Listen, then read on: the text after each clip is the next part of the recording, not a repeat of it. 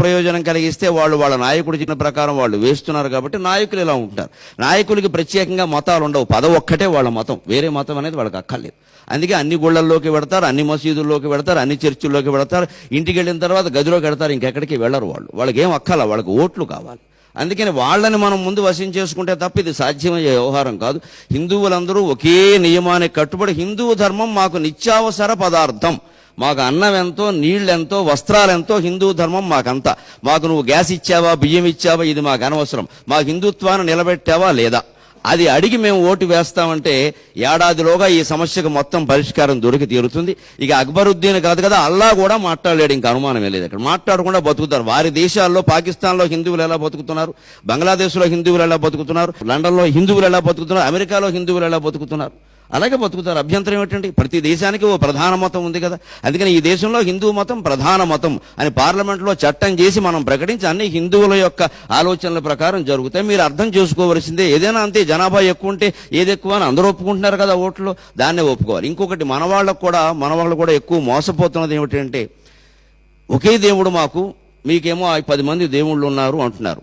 అసలు ఒకే దేవుడు ఒకే రూపం ఉండడం అనంత మూర్ఖత్వం ఇంకోటి లేదు ఆధ్యాత్మిక సత్వంలో. దేవుడికి అనేక రూపాలు ఉన్నాయి. దేవుడు సర్వాంతర్యామి అని అందరూ అంగీకరిస్తారు. దేవుడికి 3 లక్షణాలు అన్ని మతాల వాళ్ళు చెప్పేటువంటి ఉన్నాయి. సర్వజ్ఞత్వం ఒకటి, సర్వవ్యాపకత్వం ఒకటి, సర్వశక్తిమత్వం ఒకటి. ఈ సర్వజ్ఞత్వాన్నే ఆమ్నీషియం అంటారు, సర్వవ్యాపకత్వాన్ని ఆమ్ని ప్రజెంట్ అంటారు, శక్తిమత్వాన్ని ఆమ్ని పొటెంట్ అంటారు. మూడింట్లో ఏ ధర్మమైనా చెబుతుంది ఆ విషయం. మరి సర్వాంతర్యామి అయిన వాడు అంటే అన్ని జీవుల్లోనూ ఉన్నవాడే కదా. ఏకం సత్ విప్రా బహుధా వదంతి ఏకమేవ అద్వితీయం బ్రహ్మ అని మన ధర్మం చాలా స్పష్టంగా చెబుతుంది కదా. మరి ఆ దేవుడు ఎవడైనా, వాళ్ళు చెప్పేవాడు ఎవడైనా ఒకడే అయి ఉంటే ఎంతమంది దేవుళ్ళు ఎందుకు? నేను ప్రశ్నించారు కాబట్టి నేను ప్రశ్నిస్తున్నాను, లేదా మా హృదయం అది కాదు, మేము అలా మాట్లాడడం అసలు. కానీ అంటే ఒకడే దేవుడు, ఒకే రూపం ఉండి ఆ రూపమే, ఆ పేరే, ఇంకో పేరు పలకద్దు, అదే రూపము అనేది మిగిలిన వాళ్ళు ఎవరు దేవుళ్ళు కాదు కదా. ఆ దేవుడు ఒక్కచోటే ఉండి ఒక రూపంతోనే ఉంటే వాడు దేవుడే కాదు, దెయ్యం అవుతాడు ఖచ్చితంగా. ఒక చోట ఉండేవి దెయ్యాలు, అన్ని చోట్ల ఉండేవి దేవుళ్ళు. హిందువుల నమ్మకం అన్ని చోట్ల ఉంటాడు దేవుడు, హిందువుల దేవుడు మాత్రమే దేవుడు, అనుమానం ఏమీ లేదు. అన్ని చోట్ల ఉంటే దేవుడు అంటారు తప్ప ఒక చోట ఉంటే దేవుడు అనరు దాన్ని. అంచేత ఒకే దేవుడు అనే భావనే తప్పు. హిందువులు ఎవరు ఆ పిచ్చిలో పడకూడదు అసలు. మనం పూజిస్తున్నది ఒకే దేవుడిని అనేక రూపాల్లో పూజిస్తున్నాం తప్ప ఎంతో మంది దేవుళ్ళను మనం ఆరాధన చేయటం. భాద్రపద మాసం అంతా వినాయకుడికి 9 రోజులు పూజలు చేశాం. ఆశ్వీజ మాసం వెంటనే వచ్చింది, వాళ్ళ అమ్మగారికి 10 రోజులు పూజలు చేశాం, దసరా అని. తర్వాత కార్తీకం వచ్చింది, కుటుంబాన్ని పోషించే వాళ్ళ నాన్నగారికి నెలంతా చేశాం. ఇప్పుడు ధనుర్మాసం వాళ్ళ మేనమామ విష్ణుమూర్తికి చేస్తున్నాం, మనం ఏం బాధపడట్లా. రేపు సంక్రాంతి పండుగ వస్తే సూర్యారాధన చేస్తాం, రథసప్తం వస్తే సూర్యారాధన చేస్తాం, శ్రీరామనవమి వస్తే శ్రీరాముడిని ఆరాధిస్తాం. ఇన్ని రకాలుగా చేస్తూ కూడా ఎక్కడ హిందువు తన విశ్వాసాన్ని కోల్పోవడం లేదు. అంచేత వాళ్ళ బలహీనత ఏమిటంటే, ఇతర మతాల వాళ్ళకి పక్కకు ఆలోచిస్తే మనం మర్చిపోతామేమో, కోల్పోతామేమో అంటే నీ మతంలో ఉండే బలహీనత అంతా తెలుస్తూనేమో స్పష్టంగా.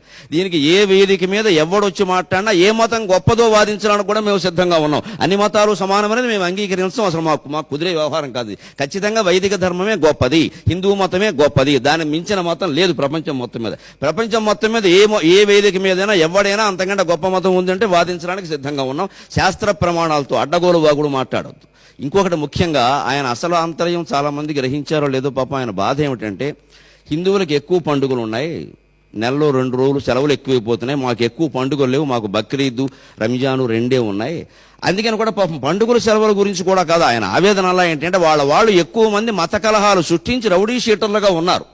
రౌడీ షీటర్ అంటే కేడీ, నోన్ డిఫాల్టర్. మళ్ళీ జరిగే అవకాశం ఎప్పుడున్నా వాడిని తీసుకొచ్చి ముందే లోపల వేసేస్తారు. అందుకని మా వాళ్ళనేమో ఏడాదికో 20 సార్లు లోపల వేసేస్తున్నారు. ఎందుకంటే హిందువులకు 20 పండుగలు ఉంటాయి కనీసం. మాకు 2 పండుగలే ఉండడం వల్ల హిందువుల్ని 2 సార్లే వేస్తున్నారు. ఆయన అసలు బాధ ఇది.